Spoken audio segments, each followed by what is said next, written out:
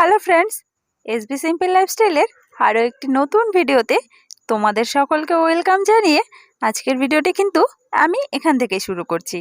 সকালে উঠে প্রথমত যে কাজটি আমাদের মেয়েদের থাকে, এই কাজটা যদি না করে একবার বাইরে বেরিয়ে আসা হয় তাহলে কিন্তু একের পর এক কাজ করতে করতে আমরা ভুলেই যাই যে আমাদের ঘরে বিছানা তোলার বাকি রয়েছে। সকালে উঠে যেহেতু মা ঘর বাড়িটা ঝাড় দিয়ে নেয়, আমি একটু পরে উঠি মায়ের। ওঠার পরে আমি কিন্তু আমার ঘরের বিছানাটা তুলে নিই, আর যদি কখনো মায়ের ঘরেরটা থাকে সেটা তুলে তারপরেই বাইরে যাই। এদিকে বাবা যাবে শিলিগুড়িতে। শিলিগুড়িতে আমার কাকুর বাড়ি রয়েছে, আর কাকু অসুস্থ। 4 বছর নাগাদ ব্রেন স্ট্রোক হয়েছিল, তারপর থেকে কিন্তু একদম ঘরে পড়ে রয়েছে। তাই বাবা যাচ্ছে আজকে দেখতে। বাবা একা যাচ্ছে না, আসাম থেকে জেঠু জেঠিমা এসেছে। আসামেই কিন্তু আমাদের অনেক আত্মীয় স্বজন বেশিরভাগ রয়েছে। আমার নিজের 2 জেঠু রয়েছে, তারপরে আমার বাবার জেঠুর ফ্যামিলি, কাকুর ফ্যামিলি সবাই কিন্তু আসামেই রয়েছে। এখানে শুধু আমরা, আমার পিসি বাড়ি রয়েছে একটা, আর কয়েকজন রয়েছে হাতে গোনা, আর বেশিরভাগ কিন্তু আসামে রয়েছে। সেখান থেকে জেঠু জেঠিমা এসেছে। কাকু অসুস্থ হওয়ার পরে তারা আসেনি, তাই বাবা নিয়ে যাচ্ছে তাদের দেখতে। আর এখানে দেখো, আমসত্ত্ব বানিয়েছিলাম, সেটা তোমাদের দেখিয়েছি। আমসত্ত্ব যে কি হলো সেটা কিন্তু তোমাদের সাথে শেয়ার করিনি। কালকেই কিন্তু আমসত্ত্বগুলো ভালোভাবে শুকিয়ে গেছে, কিন্তু কালকে আর তোমাদের সাথে শেয়ার করিনি। ভাবলাম আজ সকালেই তোমাদের সাথে শেয়ার করব।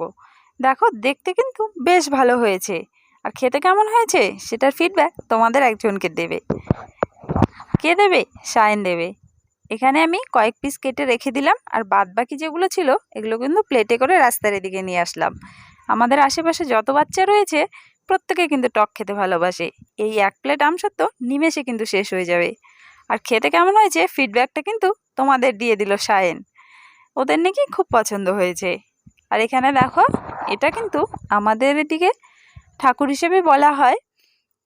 ঠাকুরই বলতে পারো, কিন্তু কি ঠাকুর আমি সঠিক জানি না।